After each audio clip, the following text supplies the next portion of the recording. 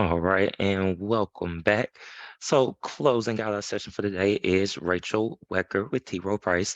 Rachel is a senior manager in marketing and client experience and retirement plan services. Rachel is responsible for developing thought leadership and new product positioning and messaging. She is a vice president of T. Rowe Price Retirement Plan Services, Inc. as well.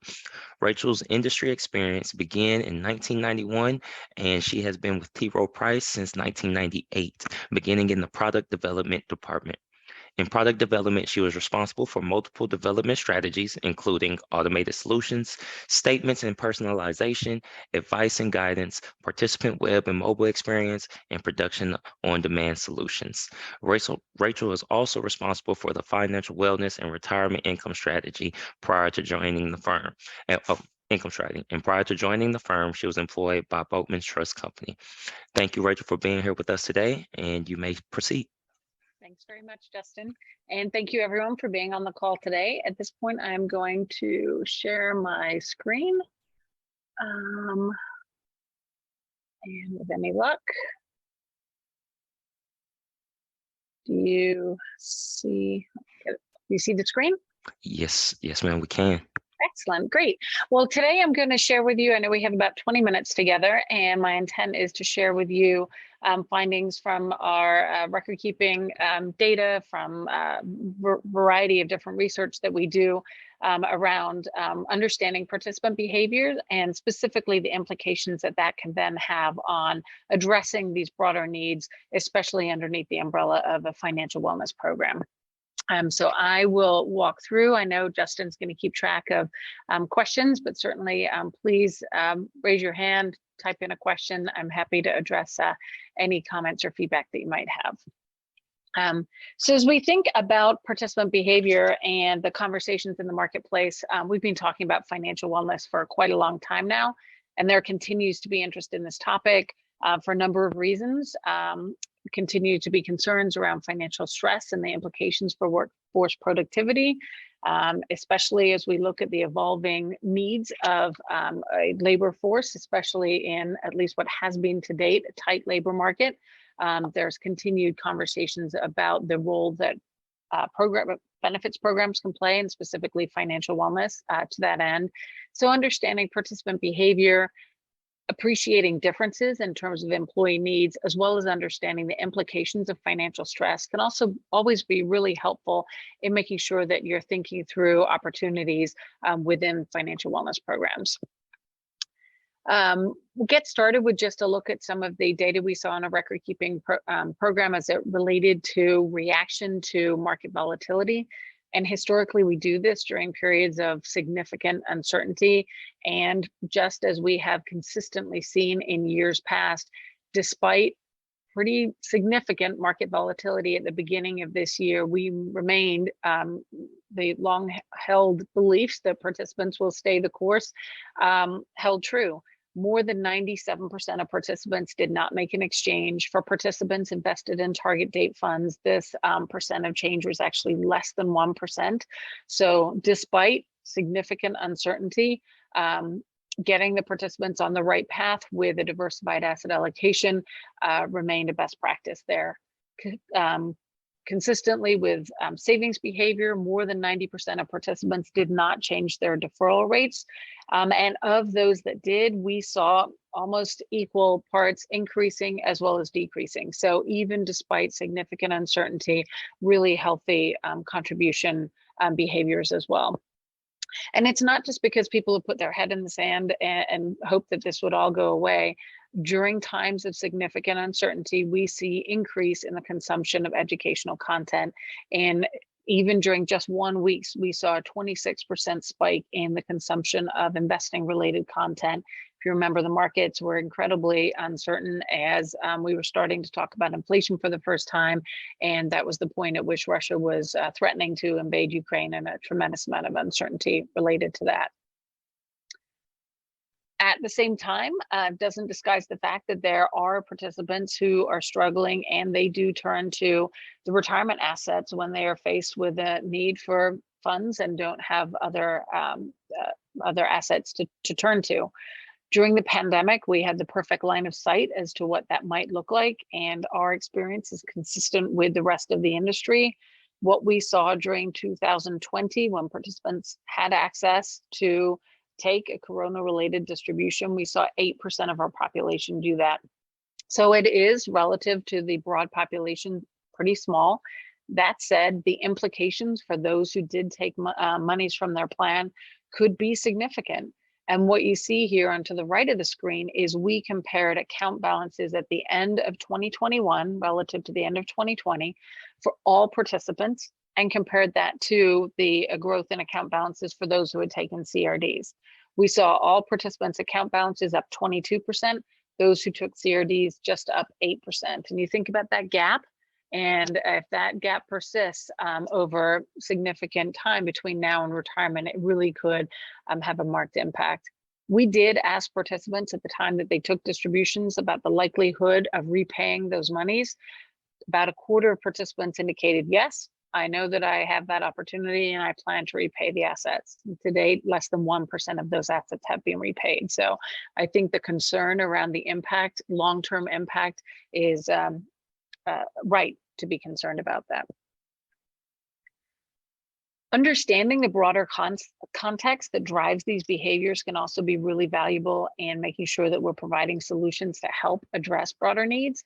And we conduct a survey on an annual basis. It's our 8th year. One of many questions that we asked to a population of individuals with access to retirement plans, both active employees as well as retirees, was whether or not they felt that they were saving enough for retirement. And at the end of during 2021, 35% of participants indicated they knew they were not saving enough for retirement. That's a 5% increase from the prior year in 2020. When we asked why, these are non-exclusive, or they're not mutually exclusive answers here, but 63% of individuals indicated they were just maxed out. They didn't have capacity to save more. On the far right there, 27% of respondents indicated they couldn't save more for retirement or as much as they knew they needed to because they were focused on paying down debt. We also provide an option to indicate that people are focused on other savings priorities, and you see a range of reasons that people indicate are prioritized above maximizing their retirement savings, including building up emergency savings, saving for a house, saving for a child's education, even saving to start a business.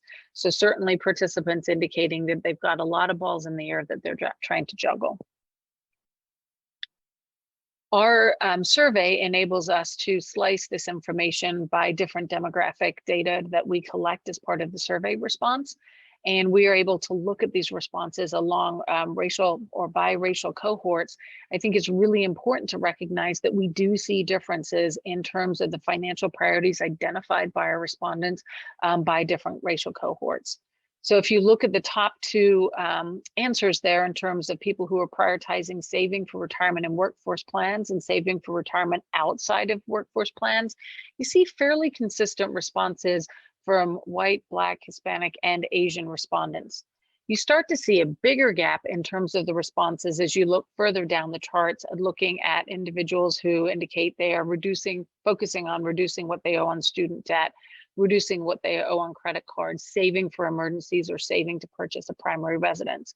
And this is really important information to have, because if you look at this data just at your aggregate employee population, it might mask the opportunity or the need to address what are significant needs for different groups within your employee population.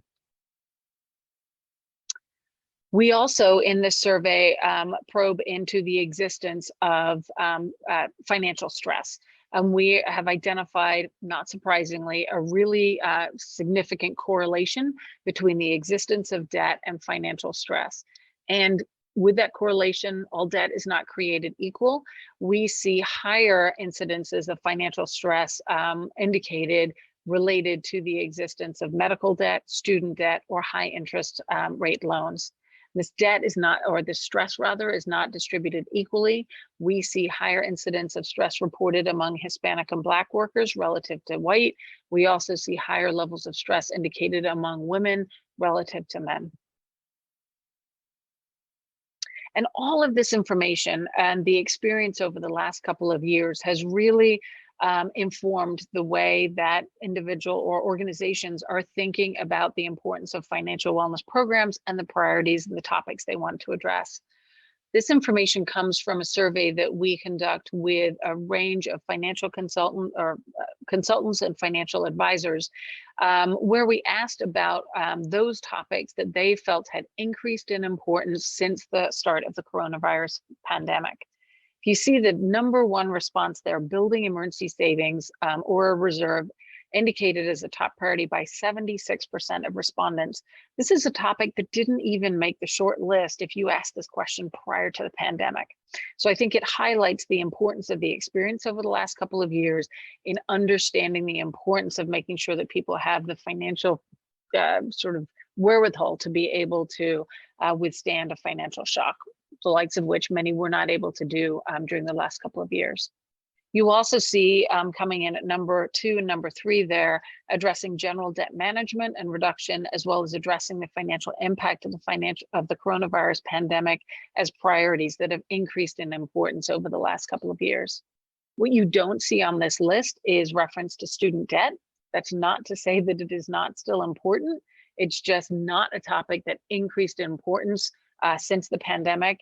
And that's likely influenced by the fact that many people had an opportunity to pause on those debt payments over the last couple of years. So we don't expect that that has gone away, but just important to recognize the shift that we have seen over the last couple of years.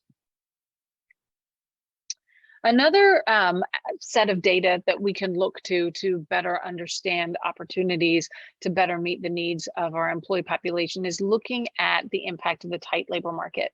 And so we look across our record keeping data and we have the opportunity to see the data around hiring, so new employees relative to terminating employees. And what this chart does is compare the volume of terminated participants by age group, looking from the beginning of 2021 through the end, or through the middle rather, of 2022.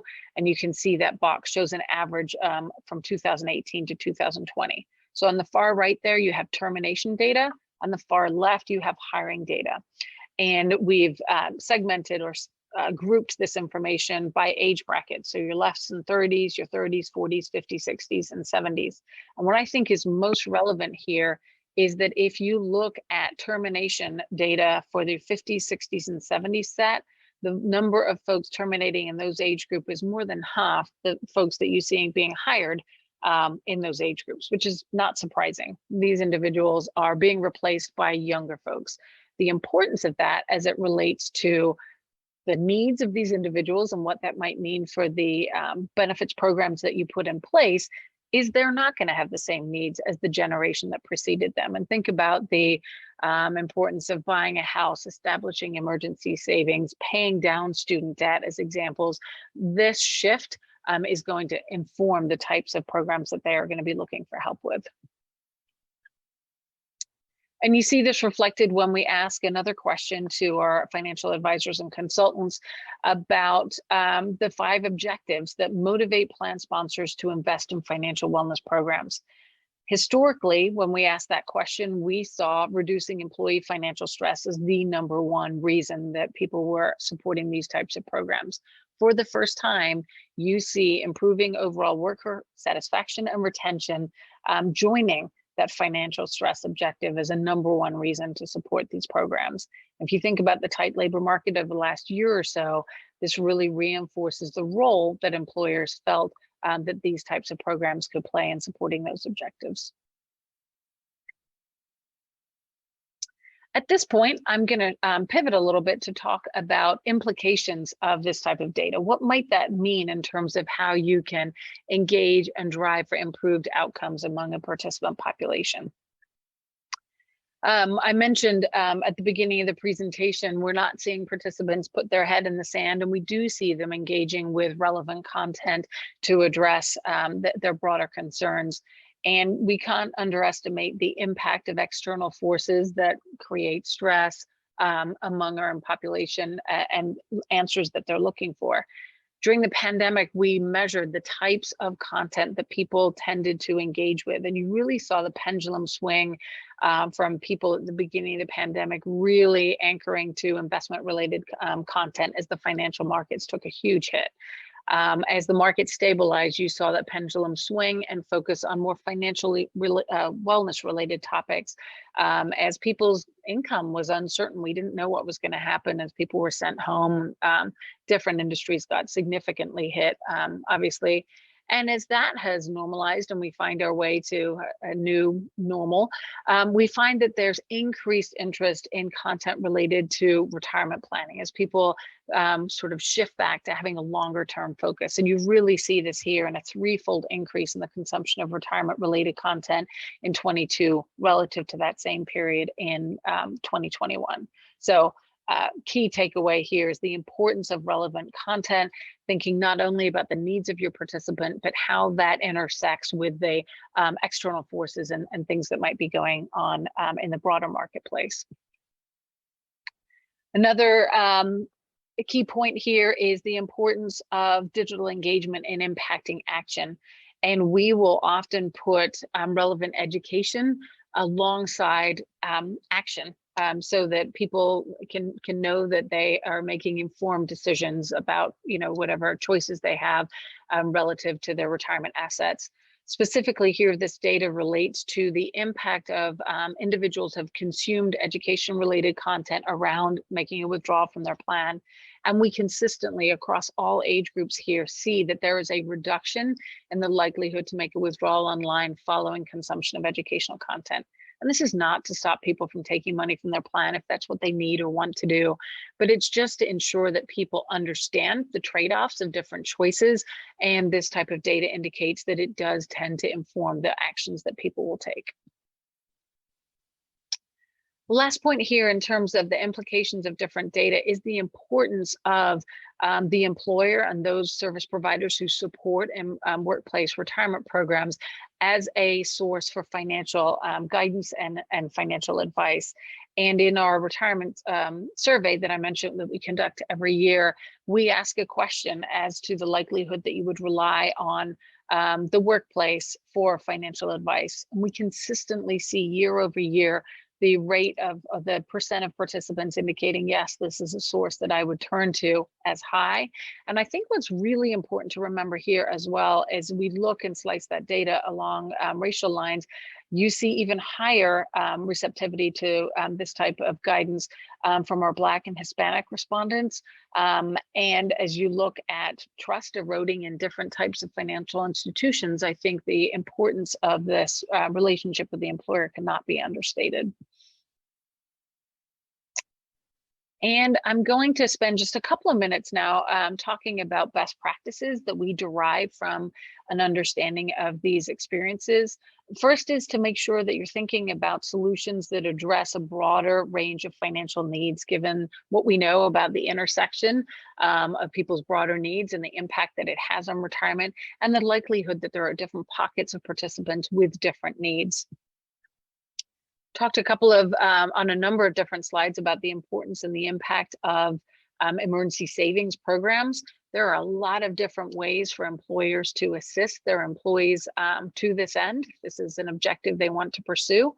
Rowe Price introduced a new financial wellness program or enhancement to our financial wellness program in the form of an emergency savings tool earlier this year. And there are lots of different out-of-plan solutions that you could consider pursuing if this is a need you've identified. In addition to the opportunities we do expect to be introduced at the point that Secure 2.0 does pass, we do expect that there will be provisions to enable employers to help their employees build up emergency savings if they elect to adopt those provisions. Another best practice is the importance of personalizing experiences to maximize impact. And we have a program we refer to as Smart Video, which is essentially leveraging video as an educational medium and provides us an opportunity to provide personalized projections, personalized content that is not only relevant to things that we know are of importance to the participant, but enables us to position that information within their personalized context. So based on their account balance, based on their age, based on the age they've told us they expect to retire, as an example. And we consistently see higher deferral rates from those folks who engage with these videos, increased likelihood to continue to consume more educational content, and increased likelihood to designate a beneficiary, which we know is so important to employers looking to track those or keep track of those assets for their participants.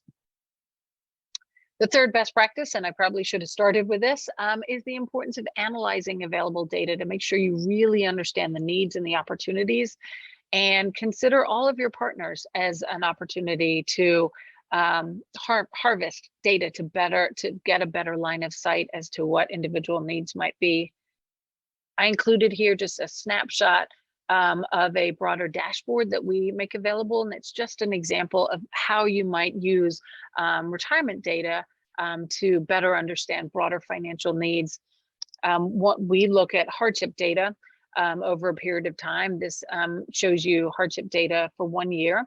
And we look at not just the percent of people who are taking hardship withdrawals, the average balance or average amount of those withdrawals, but also the reasons why, because that might help highlight needs among that population that you'd want to lean into. So here you can see unforeseeable emergencies representing a relatively significant portion of that overall population. Home purchase, not a huge percentage of the total, but certainly emerging as a need for this population. So don't underestimate the importance of tapping into the data that you might have at your disposal. And the last thing I want to highlight here is the importance of targeting content with relevant engagements.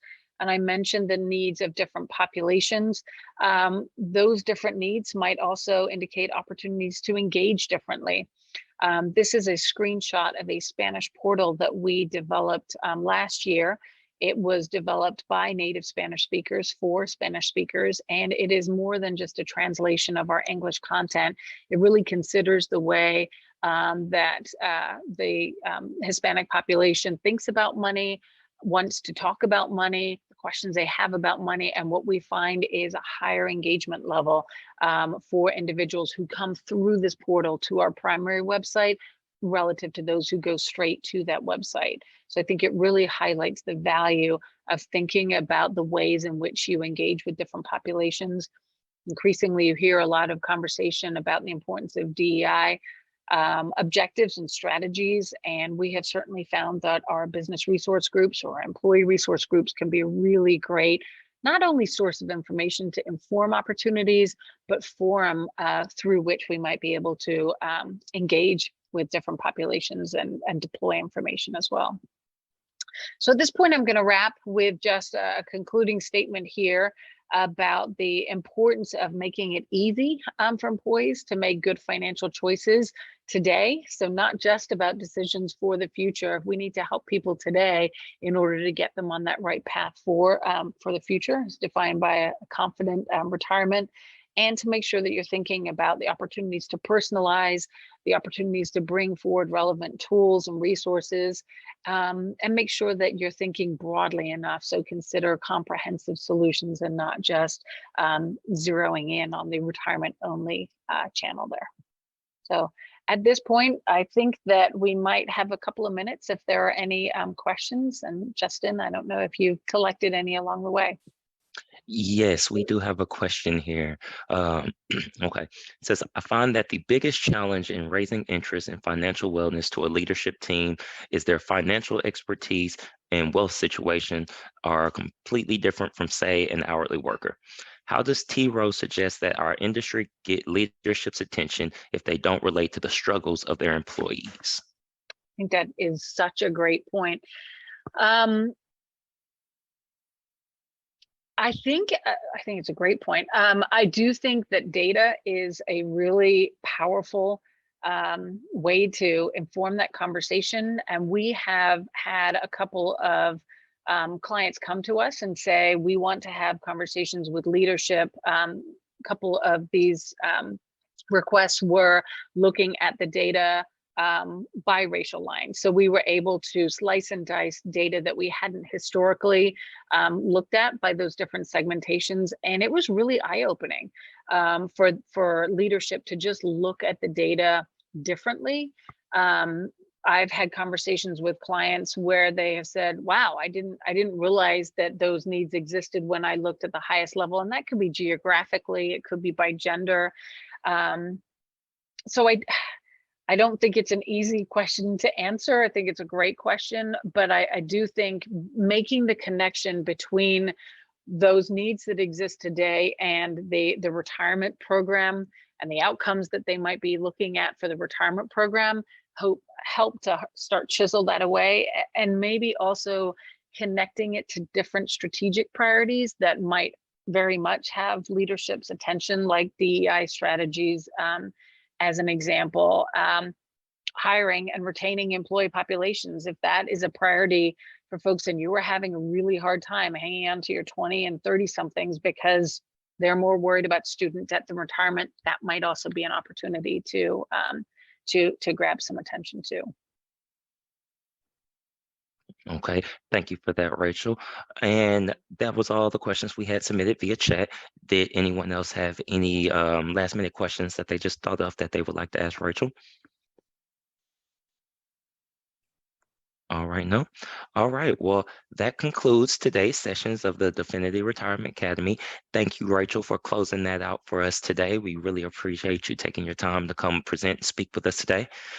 So for everyone, please join us tomorrow at the same time at 1 p.m. Eastern as we hear presentations from Empower on getting ahead with K-Quote. You'll also hear about our Definiti Distinguished Partner Program and defined contribution best practices during volatile markets by Lincoln Financial. Thank you, and we'll see you all tomorrow. Thank you.